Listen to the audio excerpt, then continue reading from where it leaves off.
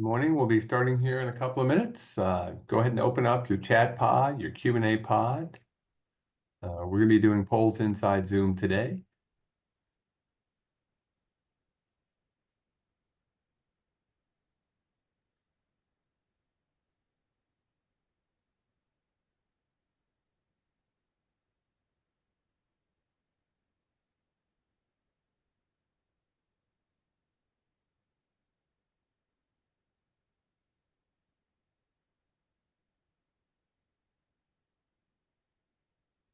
We'll give folks about another 30 seconds to log in just to get everything going. Make sure you're logged in. Weather forecasting tool for today is working about just like I expected.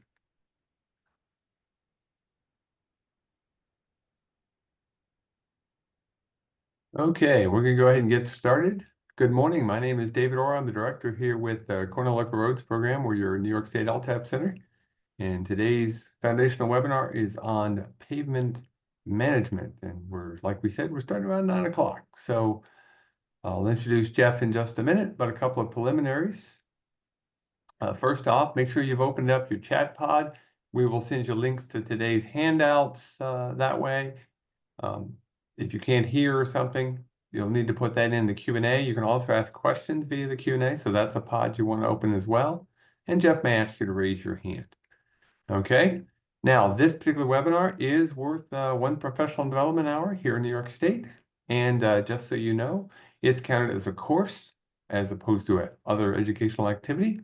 If you're from another state, you're joining us today, you'll need to check with your LTAP center and see what the requirements are in that particular state.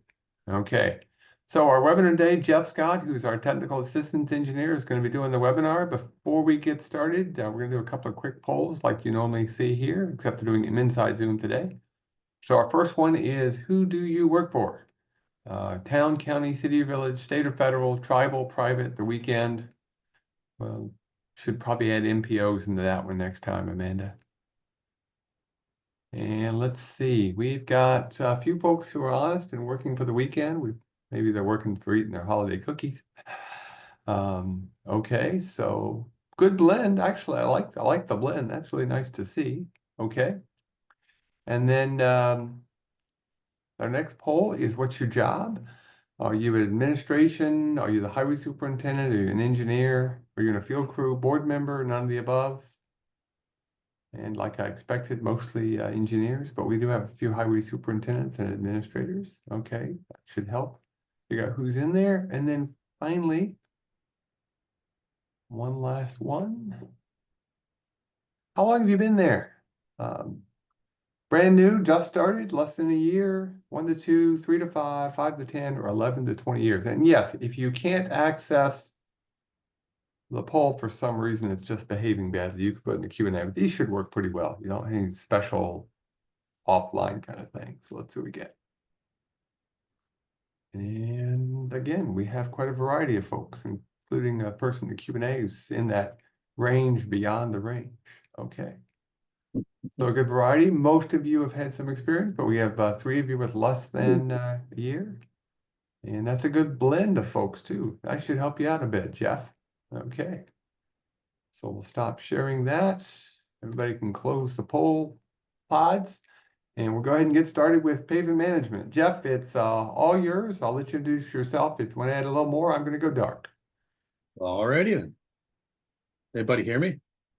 I'm assuming. Yep, you're good. Get rid of that. I don't know where that came from. Oh, good morning. My name is Jeff Scott from Cornell Local Roads. As David said, I'm the technical assistance engineer there. And today we're going to talk about pavement management. What happened? There we go. A general overall pavement management definition, of course, by Wikipedia. We know how accurate they are. The definition, according to them, is the process of planning the maintenance and repair of a network of roadways to optimize pavement conditions over the entire network. And while that kind of makes sense and everything, we're going to put a little twist on it. We're going to try to lean a little bit into preventive maintenance as well. Pavement management, yeah. So, all right, everybody, if you maintain any kind of pavement, you're doing some sort of pavement management. Might not be a good one. Might not be might be a great one. But again, if you're managing pavement, if you're managing anything, you're managing that asset, you're managing the pavement itself. So it's not a new concept if everybody's doing it. But it doesn't, typically in most cases, a pavement management doesn't necessarily replace the current practices. The idea is that you're going to improve them. Pavement management systems are a formal maintenance program that provide a systematic, consistent approach to evaluate the present conditions of each of the pavement surfaces. The idea basically to determine proper pavement maintenance to fix the distress and prevent any accelerating degradation of that pavement itself. So it prioritizes the necessary repairs and creates reports, creates documentation of what you've done, so you can look back on it. There are several kinds of other pavement management techniques. As I mentioned, everybody does something. You got last year's budget. That might be using the previous year's budget with arbitrary increases or decreases in your financial availability. Not necessarily focusing on keeping the good roads good or anything of that. It's just basically using what you did last year and trying to repeat it. Another one is the squeaky wheel. This is where your budgets are developed, focusing on the complainers in the area and your community, responding to emergency demands or citizen complaints. That's not necessarily the way to go. Let's focus more on the poor roads, the bad roads, which, you may have those, but that's part of the planning process. You need to accept that and work around them. A standard program, basically it's an established program based on periodic maintenance, such as seal coats every 5 years or overlays every 10 years. And while this method may work if you've got a good system and you're just doing maintenance on it, that might be the way to go. But if you're starting out, you've got a lot of poor roads and a few good roads, a standard program isn't going to really advance you in the positive way. Political pressures, using political considerations to establish programs and budgets. It's not really focusing on the needs of the road. There was one case I was working in an area where a village, it was coming up. It was the end of October. They wanted their roads to look good for election. So they paved them. They put an inch of overlay on their roads, which looked really good. It was smooth. It was real nice. First snow, just before Thanksgiving, those snowplows came through and peeled all of that pavement up, stuck it on the sidewalks. That was a complete waste of the investment. We don't necessarily want to go by that way either.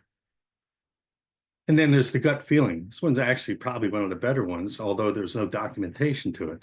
You're based on the knowledge and the experience of the people that are working on them. In many cases, what I've found is that a lot of these guys really know what they're doing out there.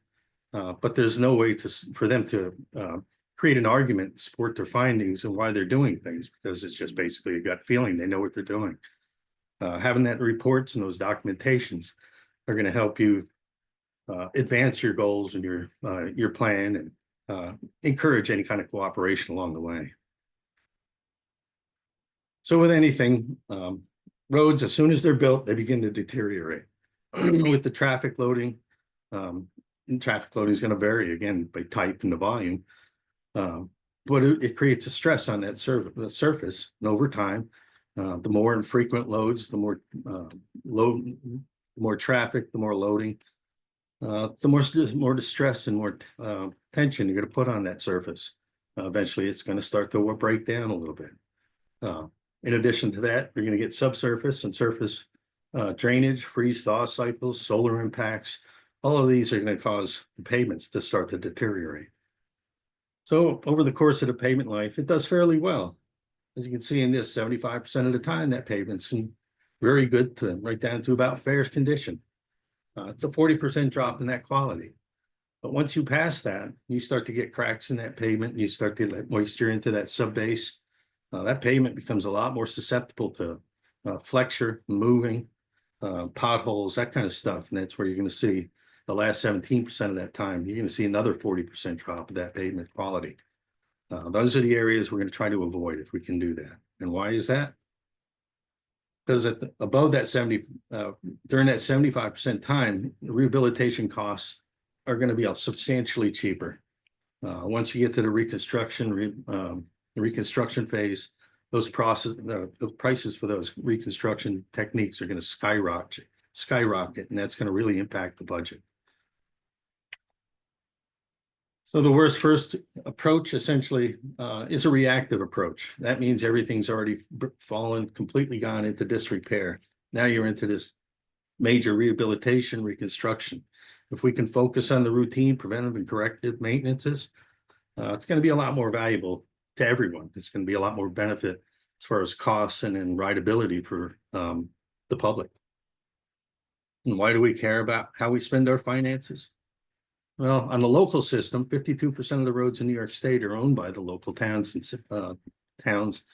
The cities have 11%, villages 6%, counties 18%. The state has only 13% of the roads. So these local roads, it's important to keep them up because those are the ones that feed to all these larger roads. And why do we care? Well, it comes down to money as usual. Nobody wants their taxes to go up. Nobody wants to pay the extra. As you can see here, 89% of the funding that towns utilize to maintain their roads and do those upgrades and the reconstructions come from local funding. That's out of our pockets, our taxpayers' pockets.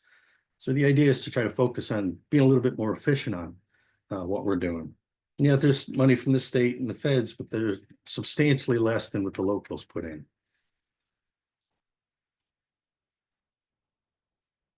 So there's a lot of maintenance decisions, whether individually or in combination, they may work on some of these practices that are out there.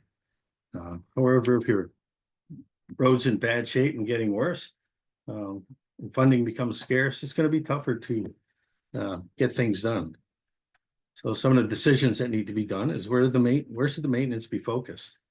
Now, again, you should be able to answer these questions. If you have a documented plan, you've got understanding what's going on with your road system, you can be able to answer these. What impact will funding changes have?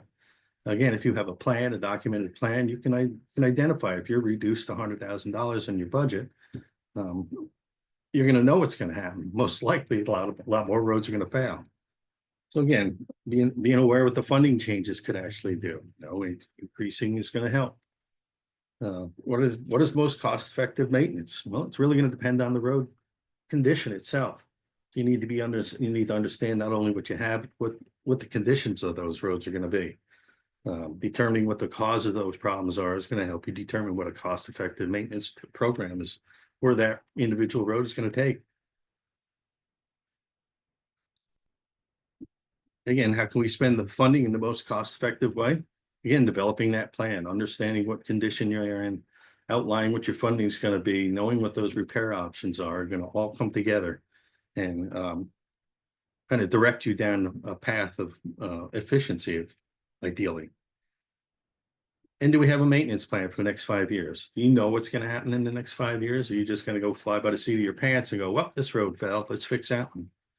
Again, not using the funding that's available in the most efficient manner. I guess an example we got here, there's a section of pavement built about 12 years ago. It needs a surface treatment, a slurry seal or a chip seal or whatever it might be. Today, it might cost an estimated $20,000. Okay, so you say the road's not that bad. Why did you do that road? You only did it 5 years ago, so you put it off. So again, you wait 4 years to look at it again, allowing time for the pavement to become structurally damaged. Maybe require a thick overlay or whatever it might be. So now your costs at this point are $60,000 to $80,000. Again, you say, well, can't necessarily do it today. Then you end up waiting a little bit longer, and now you've waited too long. You're into the reconstruction. The cost is up to $150,000 plus. Again, depending on what's necessary, what's been destroyed, what the economy's like in that time. So again, doing these surface treatments earlier, preventing that pavement from failing, you're going to save yourself a lot of time, a lot of effort, a lot of work, and a lot of money. So again, just understanding that procrastination has a price. It's the old pogo, pay me now or pay me later. Pavement maintenance can be a case of penny wise and pound foolish. it doesn't make sense to save pennies now, putting off needed maintenance. Those deferred repairs are going to cost you dollars later. In comparison, is that deferred maintenance is like a debt with very high interest rates. The debt's going to have to be paid someday. The longer you wait, the more it's going to cost. So again, just be aware of that. Again, preventive maintenance is probably the key as far as getting your payments to last much longer. So some of the basics, again, keeping good roads good. The underlying concept framework is pavement management, is that the roads in good condition cost less to maintain than roads in bad shape. Again, the pavement management systems were created to provide a structural framework for keeping networks in good shape. The main goal of a pavement management system or any asset management system is to assist decision makers in developing cost-effective strategies so that the maintenance funds are spent on the good roads and additional money is spent on the remaining roads. So in this case here, we've got ourselves a level of service. Where do you want your community's roads to set? If you're managing these roads, where do you want them to be on a regular basis? In this case, it's at the very good line. So again, you're going to try to avoid the reconstruction, but if you wait too long, you're going to have to spend that money to rebuild it and bring it back up to good condition. The concept of preventive maintenance is basically you do these regular maintenance treatments on a regular basis, and you keep those roads in good shape above that level of service that you're looking for. Again, spending a little bit less over that period of time. So a dollar unit up here, you do it 3 times, is going to be substantially cheaper than 8 to 10 times more once it fails. I guess when it comes to any kind of pavement management system or asset management, it's important to keep it simple. It doesn't need to be overwhelming. In many cases, there's software and stuff that get pretty complex. But again, it's important to keep it basic. It needs to be easy to learn, and apply, because most decision makers don't have formal training on that, any kind of high-tech information that way. So if it's easy to learn and easy to use, it'll be utilized. Again, a systematic with a good organized approach. It's going to help you keep it, again, as organized as possible, but it's going to help you avoid missing certain aspects that you may overlook easily. Keep it practical. Taking care of a road and street system is an ongoing activity. So the management process needs to be workable and realistic. Again, let's not get carried away. And it needs to be understandable and accepted by the local boards, because there's no free money out there. The total commitment to the program is vital to make it work. In any kind of pavement management system, it's going to take time for the road system to get up to snuff. Nobody has the funding to go out there and fix every road so they're new. So it's going to take time. Again, if you can keep those roads in good shape over that period of time and then work on those poor roads over time, eventually your whole network system is going to rise up into a good condition. Again, there's a lot of packaged software systems that are out there, but a lot of them are complex and require confusing software programs. But the concept of managing a road doesn't have to be that complicated to overwhelm the user. So in a simple approach, essentially develop an inventory. Some of the basic steps we're going to talk about here, but again, we'll get into a little more as we go on. But developing that inventory, again, identifying what you're responsible for. What roads do you have? What are the physical attributes of those roads? Those are going to all be important when you're deciding what they are. What are the existing conditions? How do you know what to do if you don't know what's failing and what's doing good? What are the causes for those distresses that you're coming across? The distresses could be anything, and it could be related to anything as well. Could be alligator stress, fracture cracks caused by loading or poor subbase. It could be longitudinal cracks, could be material failures. Identifying what those stresses are and identifying what the causes are, are going to help you basically develop a plan to fix those so you don't have to deal with them on a regular basis. Determine what the maintenance options are for correcting those distresses you've seen. Develop unit costs for those maintenance options so you can set out a plan, get a general overview of what you're looking at, and get a price to them. That way you can start comparing apples to apples. Then from there, you develop a plan.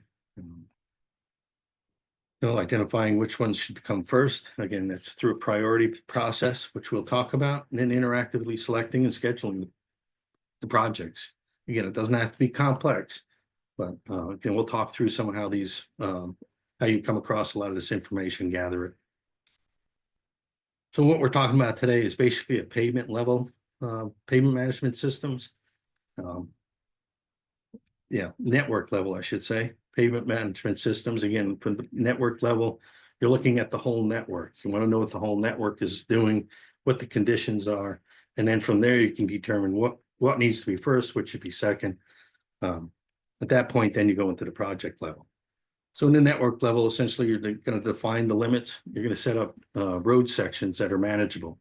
You can't pave 10 miles of roads, so you're going to want to break that down into manageable maintenance distances where you can actually work on the road and not spend your whole budget or spend 5 years worth of budget.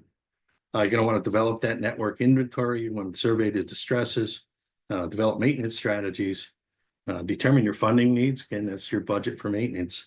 Interactively selecting, implementing a feedback system. Again, reevaluating what you've done.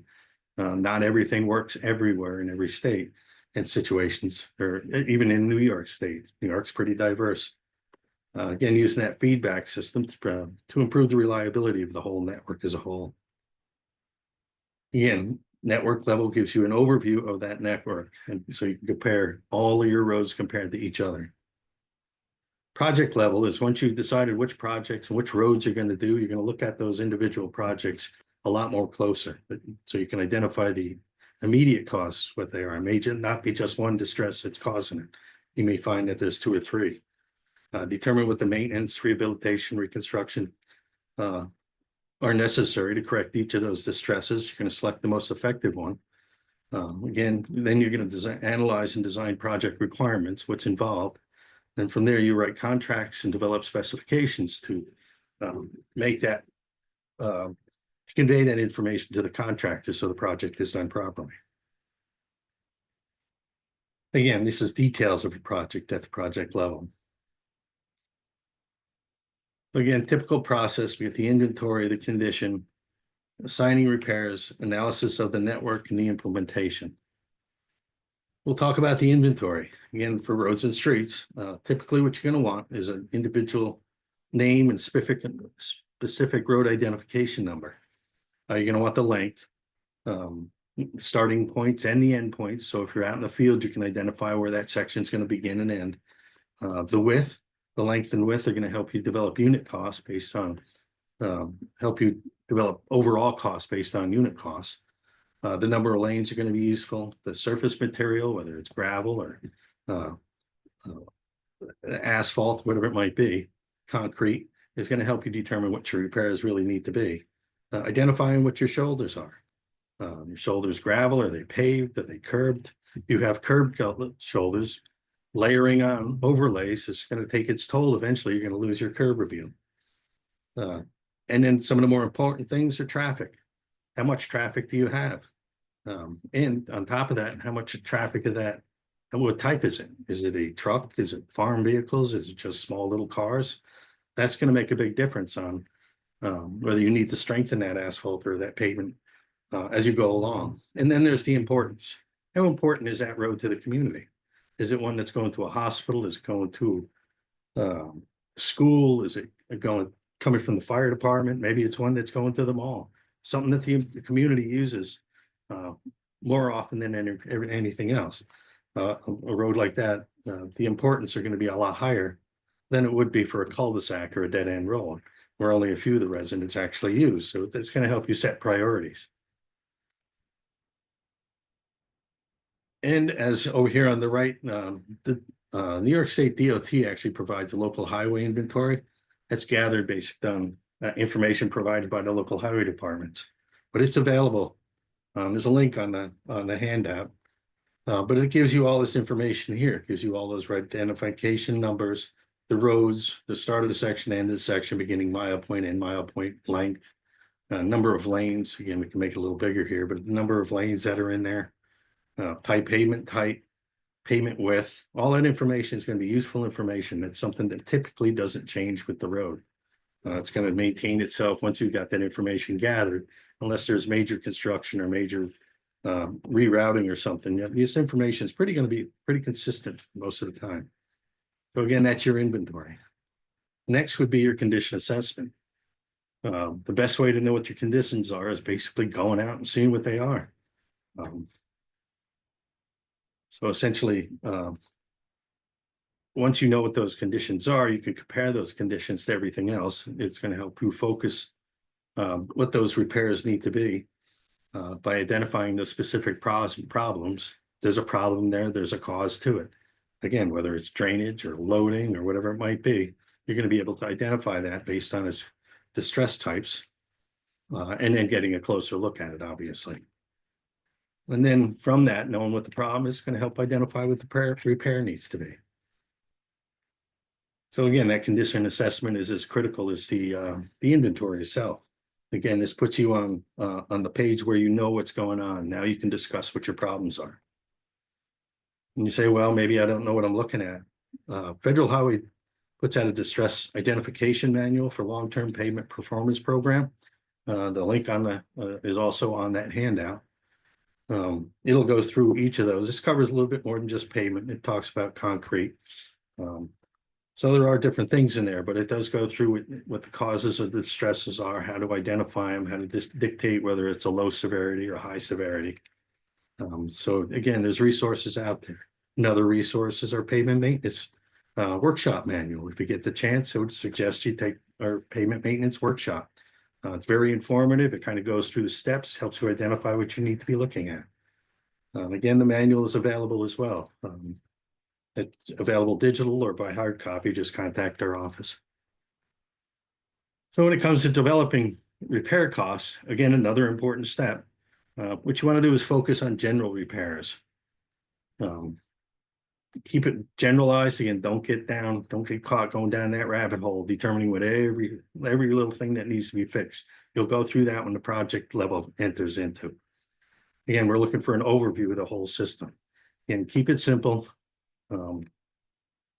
So again, costs need to be updated and part of that. So again, once you're developing your repair costs, again, you want to focus on the general repair. Culverts may be needing the repair. Catch basins, manholes, valve boxes, other things in there may need to have maintenance done to them. But at this point, we're just looking at the pavement from the surface and determining what the major repairs need to be. Again, keeping it simple. You'll get into those details when you get into the project level. And again, updating those costs on a regular basis is going to be important because we know that fuel oil goes up and down. Everything in construction is related to fuel oil, whether directly or indirectly, whether it's fuel, asphalt material, black pipe, everything's going to fluctuate based on the demand production of fuel. So updating those annual costs are going to keep you pretty close to what you need to know and what you got to do. And if you're not quite sure on what to do or where to start, David's put together a spreadsheet that's available. Again, we can get that through us if you need it. It goes into details because it allows you can identify what the project is. Your length in feet creates an area. But in this point here, you can basically put in wages of different positions, hours. It's going to come up of daily costs and what it's going to take. Same with equipment. Again, in this case, you would probably you'll be using the FEMA. DOT doesn't necessarily update their equipment costs anymore. Again, they point you to FEMA. To be consistent, that's probably the best way to go at this point. Other things, materials. If you got materials on the job, whatever it's going to be that you're bringing on your own, and then there's invoices, things you're ordering and bringing on there. You can calculate that all out. And in the end, basically, it's going to give you a cost per square feet. So cost per square foot ends up calculating down here. Again, your summaries are all over here and then over here. Again, there's going to be several tabs on there. There's just instructions that go with it. There's actually a webinar on our website that'll actually take you through the process of developing projects and costs that David did last summer. So again, there's ways of determining this if you're not totally aware of where you need to start. And developing the plan. Again, the final plan is based on the needs of the road, which include several aspects of the inventory and the conditions. in the inventory, the traffic and importance. Traffic and importance should be strongly considered as far as when you were determining what the priority is going to be. Again, the type of work should be focused on keeping good roads good. This essentially means maintenance conducted on the roads and streets are probably going to happen on roads, streets that are in good condition. But again, if you have that plan, you have a layout, you understand what you're doing, it's going to be easy to explain that, or easier to explain to the residents on why you're doing work on those roads. Again, using a simple prioritization method, taking all these factors into it. Again, I'll touch on that coming up. Simple prioritization method that's going to help you determine which ones ought to be done. Again, to focus on keeping good roads good. And the goal here is to extend the life. We can't afford to rebuild our roads every 5, 10, 15 years. So if we can keep them in good life and get 15, 20, 35 years out of them by just doing preventive maintenance and focusing on the problems and correcting them, you're going to get a lot more bang for the buck. So as far as prioritization, again, a simple priority, so it's something that doesn't, again, the priority doesn't take into account what the costs are. You want the roads to tell you what the needs are. So you're going to set the costs aside at this point. You're just going to look at what the roads are. A simple one doesn't include any kind of future deterioration. If you want a software like that, it's going to take a lot more complex and in-depth. And you want something that's easy to modify. When it comes to prioritization, basically the order of work as far as the repair strategy is you want to do the preventive maintenance, routine maintenance, and corrective maintenance. Those are going to be the first ones you want to focus on, keeping those roads good, keeping them from failing. There's going to be roads you're going to defer. They could be really, really poor roads, or they could be brand new roads and good roads. And then you get the rehabilitation, reconstruction. But because of prices on these and the cost of performing these things, I'm going to want to try to put them off a little longer. If they're in poor shape, they're really not going to get all that much worse. Well, of course they can, but I mean, within reason. Our priority formula is the one we use with our camp software. Basically, it takes into consideration that repair strategy, which, as I pointed out here, are the preventive, corrective, and routine maintenances. They're going to take precedent over what it does. That's how you focus on keeping the good roads good. But then you're also going to include the importance. How important is that road to the community? Traffic, the traffic volume, the weight of the traffic itself, the condition of the road. If it's in poor condition, it's going to drive this strategy differently. So it's going to have an impact. How about the drainage? How well does that run off? How well does rainfall shed off of that roadway surface? Does it get off the roadway, off the shoulder and into the ditch and away from the roadway?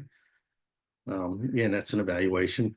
And then the roughness itself. There's an overall roughness. It could tell you a lot about what the road's done. Maybe it's had a lot of potholes, or maybe the base is starting to failing in spots. It's just kind of something to take into. The roughness is typically a catch-all for other things that may be there. But again, note that the strategy runs the decision to priority. And that brings us down to the preventive, corrective, and routine maintenance. Then there's weighting factors, essentially the Ks. If there's a factor you want to take more in consideration, you can add those. You can add up to whatever number you might want to add on there to make sure that distress or that component of that equation has more of a impact on what you're doing. Again, the pavement management, we want to do the routine, preventive, corrective maintenance and try to avoid the rehabilitations, and that's because of the cost. Not because we can't do them, but there's a lot of costs associated with it. Again, doing the right treatment and focusing on let the distress tell you what needs to be done. You don't want to band-aid it. You don't want to cover it up. You want to fix that distress so you're not coming back later. As I say, fix a disease and not the symptoms. And then there's the implementation. First, it's the plan. Develop what those unit costs are. And then you multiply those unit costs by the surface area. That'll give you an overall cost for each of those road sections, depending on what the repair might need. Determine what the available maintenance budget is. It's going to vary from town to town. Some of the larger towns are going to have a larger budget. Some of the smaller ones, smaller ones. Develop a plan based on the priority value, not on what the costs are going to be.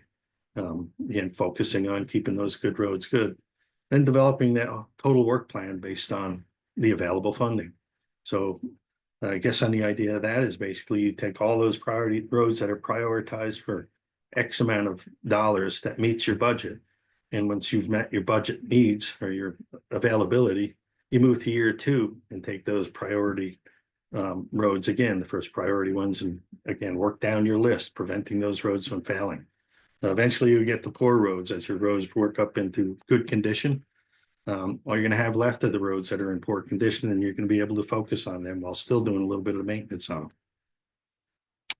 The next next part of implementation is the process. You need to communicate with the board. Often it's difficult, especially with a difficult barn. But the objective of the process and the evaluation is conducted by in a much easier approach. Having that documentation of the existing conditions, proposed repairs, can help support the goals of the program, and helps you convey the needs of what the system needs.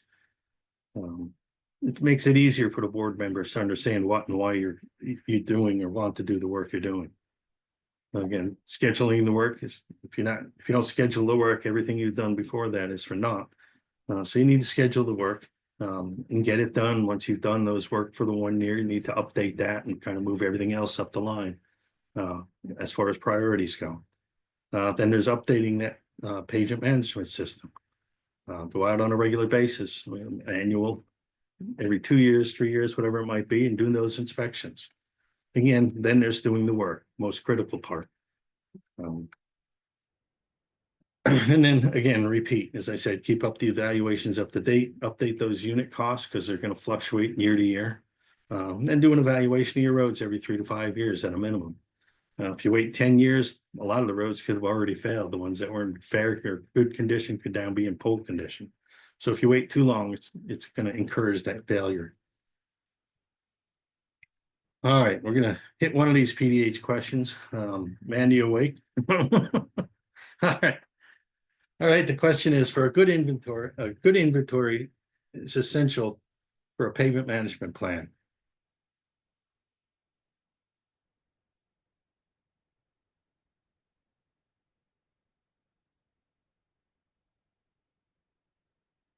Well, it looks like everybody's pretty much got that one. That's pretty straightforward.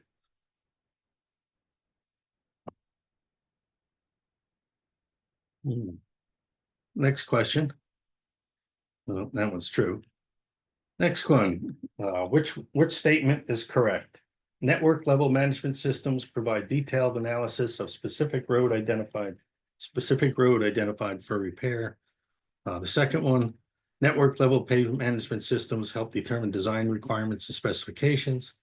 And the third one, network level pavement management systems help determine the overall needs of the roadway network.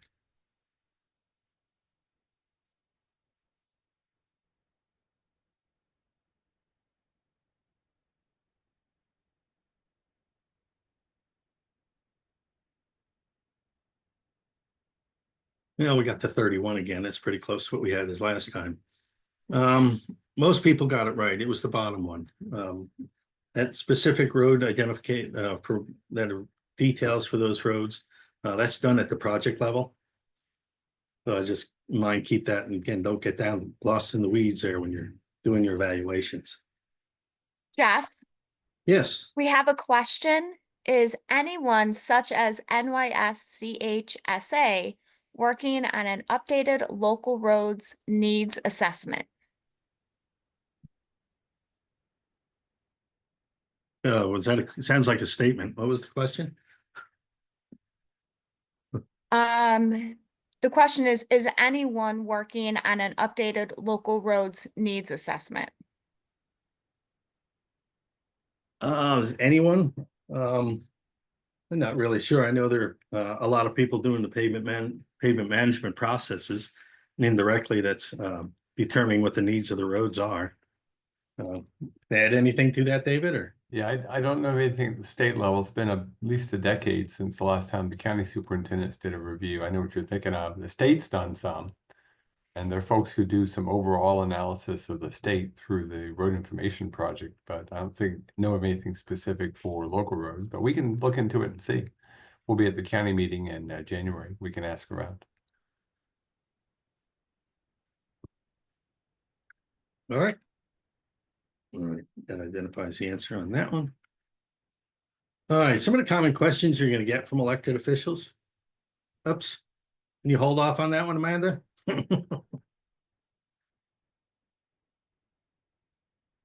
Hello? Sorry. That's all right. That'll come up later. All right, so some of the questions you'll get from elected officials are, do we have enough money? Well, if you don't have a plan, of course, the answer to that is always going to be no. There's never enough money to fix the whole system. But again, having a plan will help you identify that. But and how much can we cut from the budget? Ideally, none. You know, the more you cut, the less you're going to have to do. Can we defer maintenance, preventive maintenance? I guess if you don't mind rough roads and streets, then, but again, that's not the ideal situation. And then what repair should we do on this road? Well, it really depends on what the road needs. So when it, see where I'm losing touch here. All right, there's going to be implementation roadblocks as you go. If you've got a large network, sometimes it's going to be a little bit difficult to determine what needs to be done and how you can allocate those funds. The size of the maintenance needs. You got a lot of reconstruction. It's going to be difficult sometimes to actually make that happen. Complexity, again, that goes hand in hand with the complexity of the maintenance needs as well. If you need to hire a contract to do everything, it might constrain your budget and your time available for other things. The decision maker's experience. If you're not really sure what you're doing, it might be difficult to make those decisions. Other personnel commitments. You know, a lot of the towns do a lot of shared services, so a lot of their guys are helping other towns.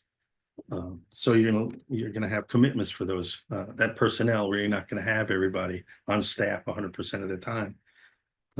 So again, there's going to be roadblocks as long as you go away. But the main thing is that you try to seek out champions. If you can get somebody in the board, get somebody involved with you, if you can get the whole board involved with you, let them know what you're doing, have them come out, ride in the truck, take a look at the roads. Again, understand what you do so they get an understanding on what the process is. Understand what the needs are. And again, it helps if you can demonstrate what those needs are of that whole network. So we got a little example here. Again, annualized cost. Complete the inventory for that, calculate the life cycle of each item, then determine annual cost. Sum it to get a total budget. And this is an example that was done in Steuben County. I believe the year was 2009. So don't take any of these numbers as gospel. But what they did was identify the road types, the treatment repairs, how many miles of each, and miles per year of repair that they wanted to do. What they ended up doing was doing crack seal. They wanted to do 14.5 miles per year. They came up to 15 with 3,000 cost of 3,000 per mile. They came up with 43.5. They did it with chip seals as well on different types of roads. They've tallied up the number of roads, the cost per mile. Again, they came up with another number. Slurry seals, grind it, fabric under 10 inches, 1.5-inch hot mix, recycle with 1.5-inch hot mix. Again, they've come up with these different methods and practices that they do, and they determine how much of them they wanted to do per year. And they ended up tallying them all up, coming up with total numbers and costs. And then they were able to add them up. This is what they think that they needed. And again, they dated them, so they had an idea when the time and the date were. A little bit closer look is you can see what they've got, the different types of the types of roads, the mix, road surfaces types. And then they've come up with, again, it's just kind of a bigger view of each one of these little ideas. They came up with the number of miles that they wanted to do. At the bottom, they tallied them up, came up with a number. And what they ended up doing was looking, this is what they wanted. This was what the budget was. So they ended up with a deficit. So essentially they had, minimum needs. They identified what their needs were, why they wanted to do them. Again, keep good roads good. And then minimum to do different other bad roads, and then minimum needed for construction and pavement. So again, they gave themselves a good outline, identified what the roads were, identified what the repair types they wanted, had a cost for those repairs. They were able to tally them up, come up with a need as far as what they needed in their budget. Then they compared it to what their actual budget was, but it was again a talking point. They could talk to the board at that point to identify what they needed to do. And if there's a deficit, they needed to understand that certain things aren't going to get done, but there's a priority to it. Again, just a close up of what the deficit ended up being. Again, pavement preservation is a proactive approach too. So what we want to do is kind of look at try to keeping those good roads in good condition. And you can just manage your roads and you can do the roads that you want, but if you can focus more on preservation, you're going to get a lot more out of it. It's going to be a much more value to it.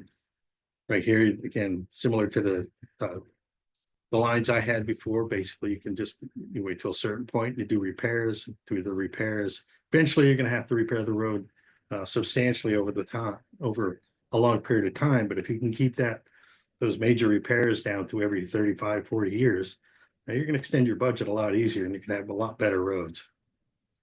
Jeff? Yes. I have another question. How do you handle roads who are owned by others? We have state and county roads that are in terrible condition and affect our roads and residents.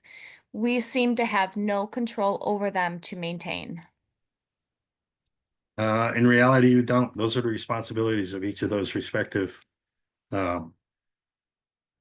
agencies. If it's a county, maybe the residents could get together and try to talk to the county superintendent to try to work something out to try to improve some of those roads. Maybe encourage them to do some sort of pavement management process. With the state, it's just basically it's a rolling number. They work on roads as they get to them. Again, they've got a lot of larger roads, so it's maybe reaching out to the regional engineer in that area to try to find out what the plan is or what they're going to do with some of these roads if they're really that bad. So I hope I answered that question. Again, the road for preventive maintenance, pavement preservation. Again, you want to be proactive. It's going to be a lot cheaper. You're going to have a lot better roads as opposed to reactive. Reactive, basically roads failed. Now you got to try to fix it. But again, being proactive, maintaining those roads in good shape, like you would do your home. You don't let your roof leak till the ceiling falls in. You don't let your car engine quit because you didn't change the oil. Again, being proactive on some of that stuff. Sorry about that. Again, being proactive is the way to go. So again, essentially anyone who has any kind of pavement management system maintains, does have a pavement management system if you're maintaining it. Again, there's a lot of high-tech software out there. It's very complex. Can do weather projections. It can do not weather, but pavement projections based on weather and trends and traffic, pavement types. Again, they're pretty high tech. They're amazing pieces of tool, but again, they're a little bit they're very complex. You're going to need somebody that's going to almost need it to use it full time to understand how to maintain it and keep it going. It's not something it can use 2 weeks out of the year. There's also manual techniques. So again, some of these with some of these softwares, you can develop routines or time-based maintenance where you can actually make those savings. But again, the work and the effort that goes into maintaining that software can also be a bit overwhelming. Again, some of the pavement management are data intense, require good knowledge of both the pavement and the software. So a lot of the smaller agencies, the challenges can't be met due to staffing issues or other options. So other options are needed. So what we've done is we've developed the Cornell Asset Management Plan. This is based off of New Hampshire's road surface management system. Basically, we converted it from a DOS to a software program, and it's available to anyone. Basically, it's a snapshot. It doesn't do any predicting. It doesn't do any anticipating what your pavement's going to do, but it gives you an idea what you have right now. You get that inventory, includes the inventory. It includes in pavement assessments, which you can do within the software that help determine what the road's needs are. Helps assign repairs based on the needs of the roads. It helps prioritize those roads based on a priority equation, that similar one we just showed before earlier. It diagnoses the current status of that network. And it develops a plan based on that simple priority formula. So it gives you an idea which ones can be done. Again, it's a simple one. It's still time consuming though. So in an effort to try to facilitate that, because we know a lot of the agencies just don't have the manpower for doing that, we've developed a payment management internship program. Essentially, we've actually had it since the late 90s, and David actually used to run it years before I did. But again, essentially, it's a student intern, works for the municipality, gathers all that inventory information, that does all the evaluations on the conditions, puts together the unit cost for the repairs, and then develops a payment management plan, basically creates a report. Report includes discussions on what they've done, what they're seeing, how it's prioritized. It's geared to try to inform the board or the public on what needs to be done over that course of the period of time within that individual municipality. It is a 10-week program. We provide the training. This year, the training will be May 20th to the 22nd. Then we provide support during the training. Typically, we do a minimum of 2 site visits and available for phone calls and emails, that kind of stuff, anytime. And then after that, we're there to support the municipality. If they have questions, whether it's 6 months or a year later on what the student might have done, we'll come out and help you try to figure it out, or just kind of be able to deal with it over the phone. So we're not kind of just leaving you hanging, but the payment, the software is available, and the summer internship is also available. Again, it's open to any agency. Typically, we try to limit to most of 18 a year. We've had more, but it sure does get time consuming when you're traveling around the state. It's open on a first come, first served basis. As I mentioned, the students develop all that maintenance plan. They do all that legwork to gather it, so the town has something that they can just take and look at. Again, just another tool. But students are a summer employee of the municipality. And if you're interested, let us know by March 1st. Again, this is my information for anybody that's interested in either the software or the internship, or you're obviously familiar with our program. We've just contact the main office, and Barbara will direct you to what you need to do. So with any kind of payment management thing, you need to think long term. Again, it's not going to happen overnight, and you need to be flexible. Things are going to change. Major flooding could take out a lot of roads. So you need to adjust. You need to correct your plans and be flexible. This is an image. I'm not sure if this was a hoax or not, but this was an image a scientist from the Rand Corporation created to illustrate how a home computer would look in 2004. Well, I can say that didn't work out right, obviously. It says at the bottom, with teletype interface and Fortran language, this computer will be easy to use. Yeah, I've worked with Fortran before. That's why I'm an engineer, not a computer operator. Anyway, over a review, payment management benefits. Again, it's an efficient use of limited resources that allows you to substantiate those results because you know what you have and you know what the conditions are. Again, you determine those conditions. It allows you better communication because now you've got something to stand on, something to support your conversation. Your information is more accurate. It's up to date. It's within a year or two old, so it's pretty accurate as far as information goes. And it improves cooperation, not only with the board, but with also the public.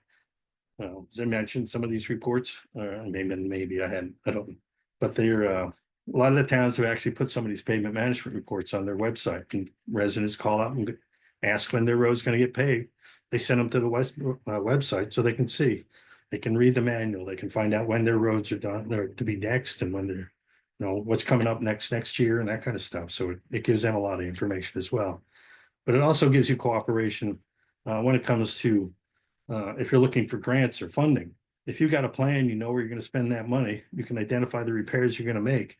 You've got a lot greater chance on actually getting that funding, as opposed to walking in and saying, I need 100,000 to pave my roads. Okay, where? So again, if you've got a plan outlined, it's going to help you cooperate with a lot of the other different agencies and entities that are out there. So again, preventive maintenance versus worst first. Again, we want to do those preventive maintenance techniques. They're going to be a lot cheaper. They're going to keep the roads good over a longer period of time versus the worst first. That's going to cost you a lot of money. We'll go on to the last PDH question. Looks like I'm running over the edge here a little bit. Pavement preservation, again, correct, select the incorrect one. Pavement preservation. First one looks to keep good roads in good condition. Again, we'll look for the incorrect one. Extends the life of existing pavements, improves the overall quality of the network, is more costly than repairing the worst first roads. Again, we're looking for the incorrect statement.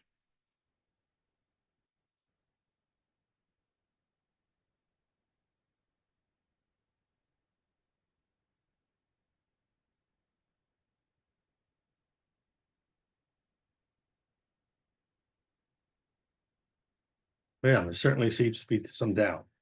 Again, all the rest, pavement preservation, basically, the first three are correct. The last one is incorrect. So it doesn't cost more. Basically, the idea is to be more efficient and get a better bang for your buck. So again, keeping your roads in good condition, extending the life, and improving the overall quality, those are the goals of a pavement preservation program. All right.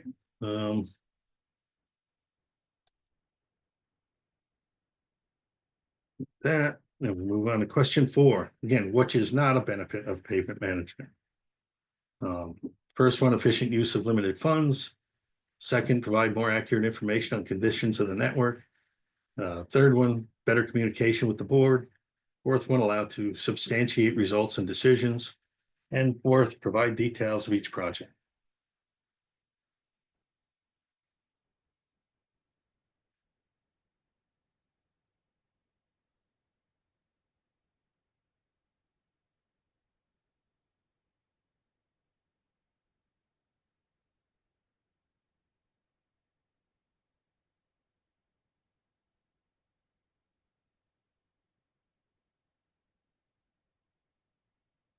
Well, looks to be a little bit of confusion there.